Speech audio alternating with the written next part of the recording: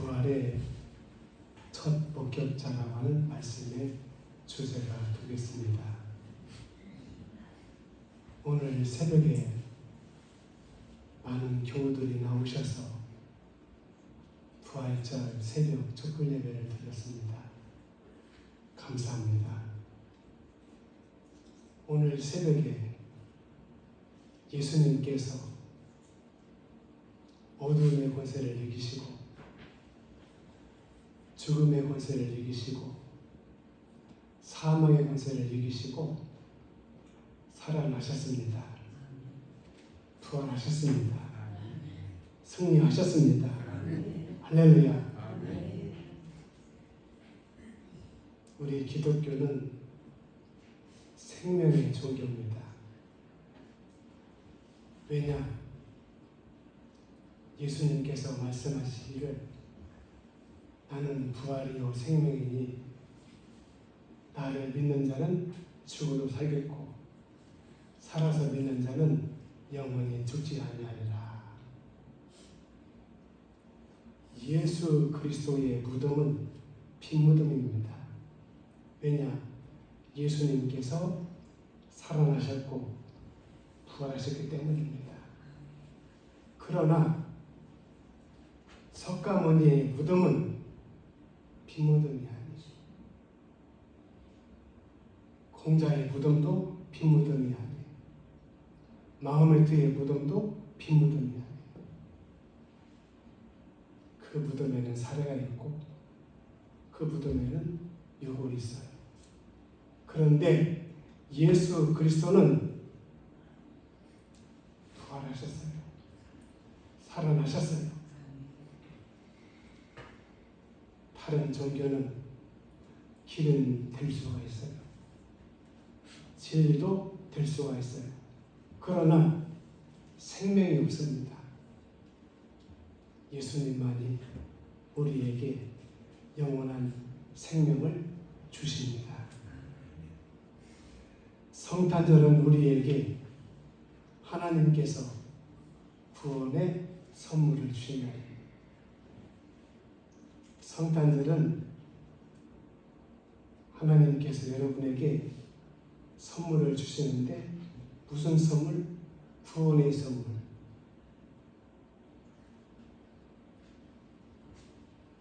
성금요일은 예수님께서 십자가에 죽으심으로 구원을 완성하신 날입니다. 오늘 부활절은 하나님께서 우리에게 영생의 선물을 주신 날입니다. 제가 50년 가까이 목회했지만 이제야 깨달았어요. 부활절날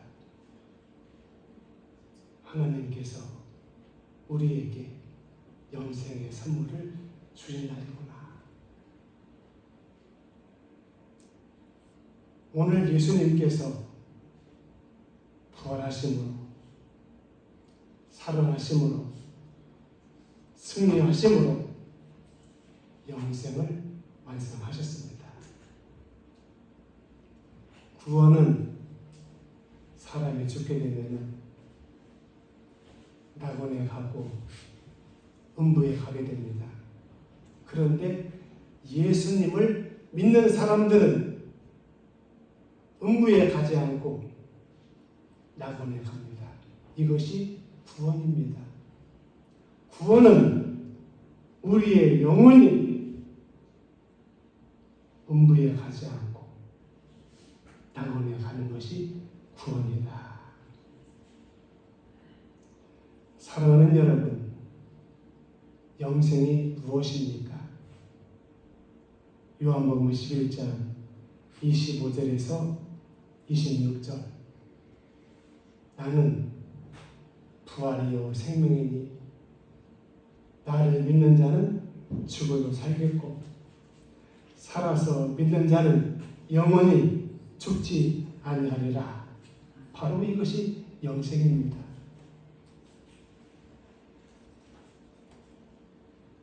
영생은 육체와 영혼이 살아나서 영원히 하나님의 나라에서 하나님을 섬기면서 영광스럽게 살아가는 것이 영생입니다.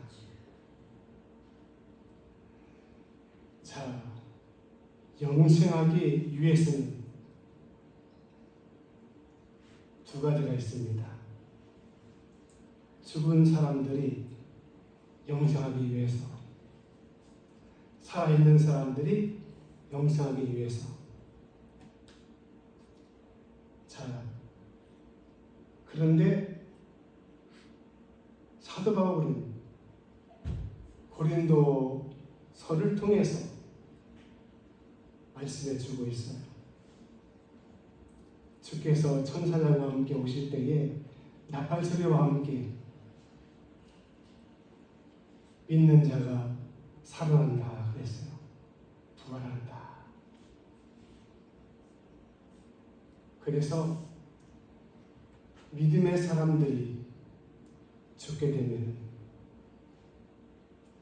그 육체는 흙으로 돌아가는 것입니다. 왜? 흙에서 왔기 때문에. 그런데 영혼은 그렇지 않아요. 영혼은 하나님께서 보내신 거예요. 그래서 영혼은 이 세상의 흙으로 돌아가지 않고 하늘로 가는데, 예수 그리스도를 영접하고 믿는 자는 어디로? 예수님의 십자가로, 보혈로 그 흥을 힘입어서 음부에 가지 않고 낙원에 가는 거예요. 그래서 우리 성도들이 죽게 되면 내 몸은 흙 속에, 내 영혼은 어디? 낙원에 있는 겁니다. 그런데 그러면 영생이 어떻게 되느냐? 우리 주님께서 마지막 날 이 세상에 재림하시게 되는데 천사장의 나팔소리와 함께 죽은 자들이 부활한다고 말해요. 살아난다고 말해요. 어떻게? 낙원에 있는 영혼과 흙 속에 있는 육체가 연합해가지고 신령한 몸으로 살아나는 거예요. 그래서 영원히 죽지 않고 하나님의 나라에서 하나님을 섬기면서 영광스럽게 살아가는 것이 바로 영생입니다. 그러면 살아있는 사람들은 어떻게 될 것인가? 살아있는 사람들은 에녹처럼 죽음을 보지 않고 천사장의 나팔소리와 함께 후련히 변화가 되는 거예요. 어떻게? 신령한 몸으로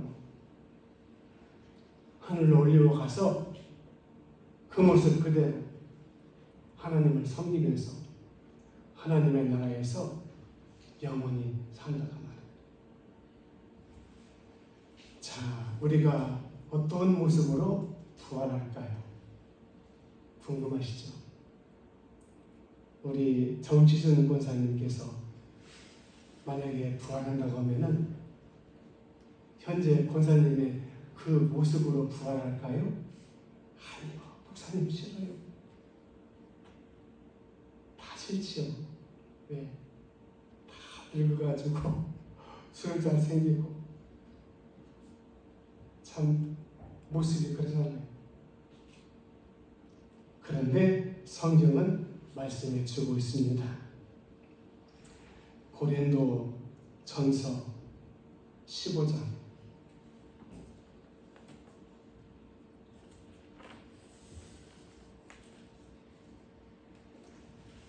51절에서 52절 말씀 제가 보겠습니다.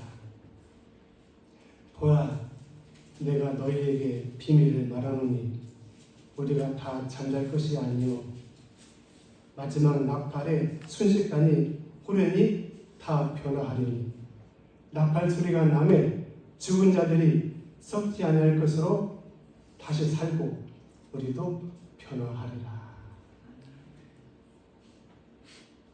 주님께서 재림하실 때 천사당의 나팔 소리가 울려 퍼질 때 죽은 자들이 호련히 변화가 된다고 말이에요. 살아난다고 말이에요. 부활한다고 말이에요. 그리고 하늘에서 오시는 주님을 영접한다고 말이에요. 자, 그러면은 어떤 모습으로 우리가 부활할까? 고린도전서 15장 35절에서 38절 말씀 제가 읽겠습니다. 누가 묻기를 죽은 자들이 어떻게 다시 살며 어떤 몸으로 오느냐 하리니 어리석은 자여 너의 뿌리는 씨가 죽지 않으면 살아나지 못하겠고 또 너의 뿌리는 것은 장래의 형체를 뿌리는 것이 아니요 다만 밀이나 다른 것들의 알갱이 뿐이로되 하나님이 그 뜻대로 저희에게 형체를 주시되 각 종자에게 그 형체를 주시느니라. 자, 사도 바울이 고린도전서 15장에 말씀한 이 말씀을 잘 이해할 필요가 있어요. 쉽게 말씀드리면은 뭐냐? 씨가 있습니다. 씨앗이 있어요. 이 씨앗이 지금 영농철이잖아요. 밭에 논에다가 씨를 뿌리게 되고 씨를 심게 되잖아요. 그러면은 씨가 죽어요. 씨가 썩게 됩니다. 그러면서 그 씨 속에서 뭐가 나와요? 싹이 나옵니다. 그래서 꽃이 되기도 하고 나무가 되기도 하고 식물이 되기도 하고 숲이 되기도 하고. 자, 그러면 여러분 이 씨하고 이 씨가 죽어가지고 썩어가지고 꽃이 됐다고 할 적에 그 형체가 전혀 다른 형체입니다. 우리의 육체가 마치 씨 같은 말이에요. 여러분 현재 그 모습으로 부활하는 게 아니에요. 어떤 모습으로? 전혀 다른 모습으로.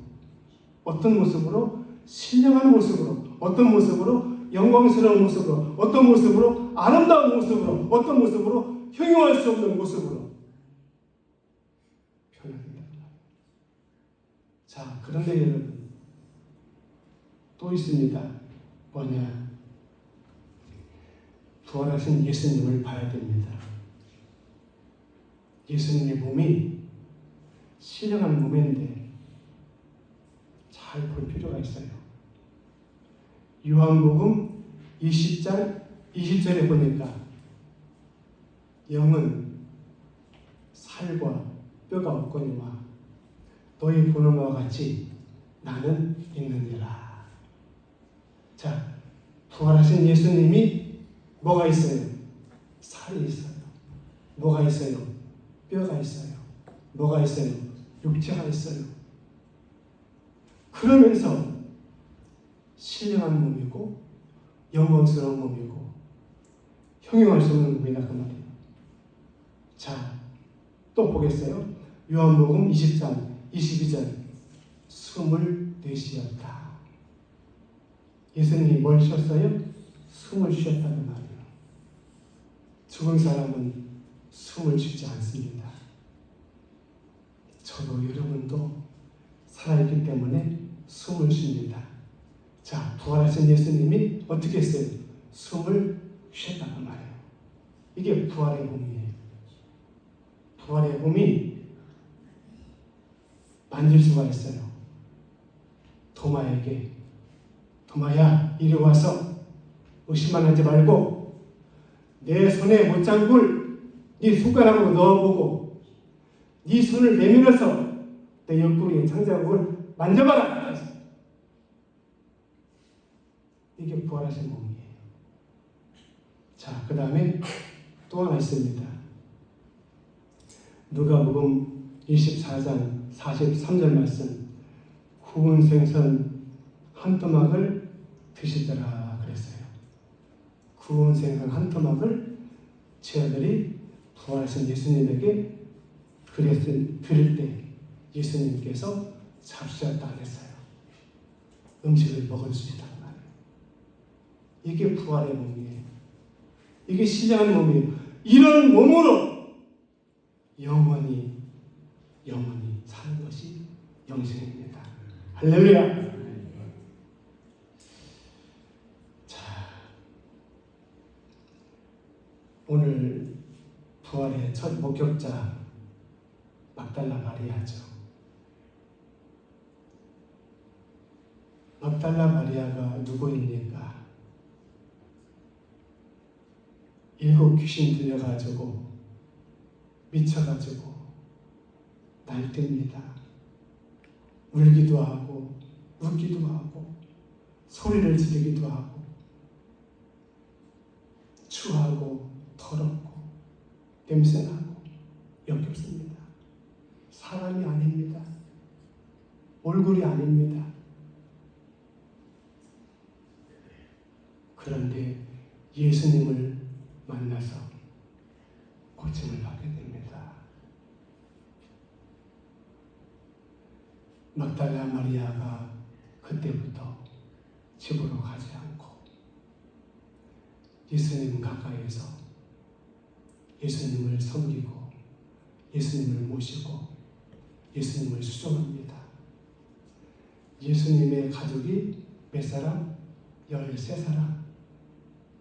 예수님과 12제자 같이 숙식하고 같이 잠자고 같이 활동을 해요. 바로 그 예수님과 12제자를 다 수발한 거예요. 수종한 거예요. 지날 때마다 밥을 짓고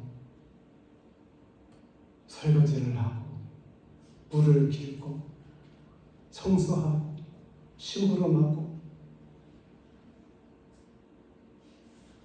그런 일을 마다하지 않았다. 그런데 여러분 보세요. 예수님에게 병 고침받은 사람들이 수도 없이 많습니다. 헤아릴 수 없이 많습니다. 그런데 다 어디 갔습니까? 다 집으로 갔어요.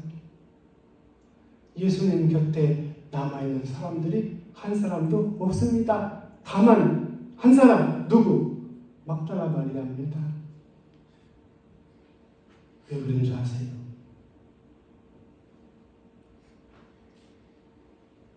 언제 다른 줄도 모르게 다쳤어요. 수술해서 다쳤다고 하면은 고지가 가요.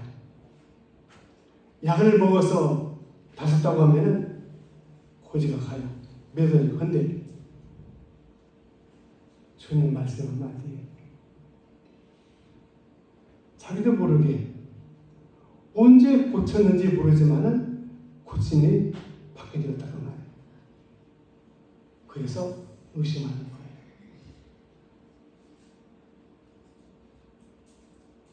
그래서 사람들은 병에서 고침받았지만 다 떠나게 돼요. 집으로, 세상으로. 주님 곁에 남아있는 사람들이 많이 없습니다. 극소수입니다. 그런데 막달라 마리아는 끝까지 주님 곁에서 예수님을 수종들고 제자들을 뒷바라지했다고 말해요. 이게 쉬운 일입니까? 자, 거기다가 성금요일날 갈보리 골고다에서 예수님 십자가에 못 박혀가지고 죽으실 때 처음부터 마지막까지 소수의 여인들과 막달라 마리아 그리고 사도 요한이 예수님의 죽음을 지켜봤어요.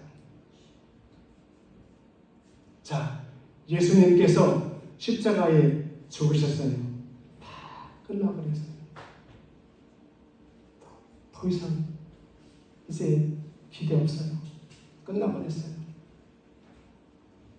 그런데도 막달라 마리아는 집으로 돌아가지 않았어요. 오늘 새벽에, 이른 새벽에 막달라 마리아가 무덤에 달려갔습니다. 여자 혼자 한가한 밤에 공동묘지를 지나가신다고 생각해 보세요.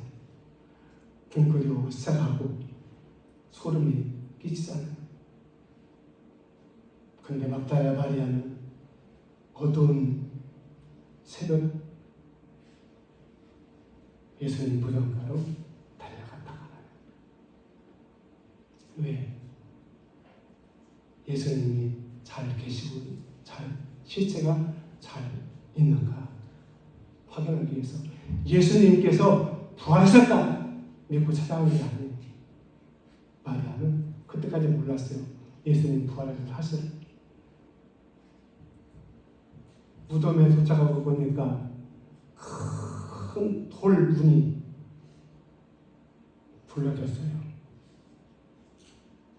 그 돌문은 장정 여러 사람들이 힘을 합쳐가지고 밀어야만이 밀리게 되는 그 돌 큰 문이었어요. 근데 누가 밀었는지 나동가였어요. 무덤 안을 들여다봤어요. 빈 무덤이에요. 아무도 없어요. 무덤 밖으로 나와서 슬피 울고 있어요. 누가 우리 주님의 시체를 가져가는가? 그럴 때 부활하신 예수님께서 막달라 마리아에게 나타나셨어요. 왜 우냐? 왜 슬피 우냐? 막달라 마리아는 그분이 동산직인 줄 알았어요. 무덤을 관리하고 또 산을 관리하는 동산직이. 네 주여, 당신이 우리 주님의 시신을 어디로 옮겼거든 제게 말씀해 주십시오. 제가 예수님의 시신을 가져가겠습니다. 그때 예수님께서 마리아를 부릅니다. 마리아야. 그때 예수님의 음성에 마리아의 눈이 열리게 된 거예요. 보니까 예수님이에요. 너무 반가워서 예수님을 만지려고 했어요. 나 만지지 마라. 자, 이 막달라 마리아가 제자들에게, 여인들에게, 믿는 사람이든 믿지 않는 사람이든 달려가서 찾아가서 말하고 선합니다. 예수님 살아나셨다. 예수님 부활하셨다. 이게 부활의 증인입니다. 오늘 사랑하는 여러분, 저와 여러분들은 이 부활절날 바로 이 하나님의 제단에서 말씀을 통해서 부활하신 예수님을 만났어요. 보았습니다. 오늘 우리는 부활의 목격자입니다. 그리고 부활의 증인들입니다. 결론으로 말씀을 맺겠습니다. 막달라 마리아처럼 사시기를 축복합니다. 하나님 아버지, 감사합니다. 오늘 예수님께서 부활하셨습니다. 살아나셨습니다. 승리하셨습니다. 우리에게 영원한 생명을 주시려고 오늘 예수님께서 부활하셨습니다. 감사합니다. 고맙습니다. 영원한 생명을 얻고 막달라 마리아처럼 부활의 목격자, 부활의 증인이 되어서 막달라 마리아처럼 살아갈 수 있는 저희 모두가 될 수 있도록 주님 축복해 주시옵소서. 예수님의 이름으로 축복하며 기도드립니다. 아멘. 감사합니다.